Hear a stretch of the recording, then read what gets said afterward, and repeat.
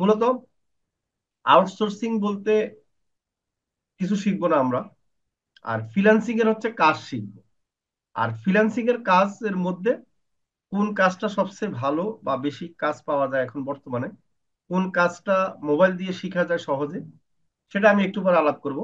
তার আগে আমি ফ্রিল্যান্সিং সম্বন্ধে দুই তিনটা কথা বলবো, যে আসলে ফ্রিল্যান্সিং এর কাজ কোথায় পাওয়া যায়। এটা হলো, দেখেন, আমরা কিন্তু রিমোট জব অনেকে শুনতে পারি। রিমোটটা জবটার নামটা হলো এই যে আমরা যে টিভি যে চালাই, দেখবেন যে আপনার খাটে শুয়ে বসে দূর থেকে কি হচ্ছে, রিমোটের মাধ্যমে সেটা নিয়ন্ত্রণ করতে পারছেন।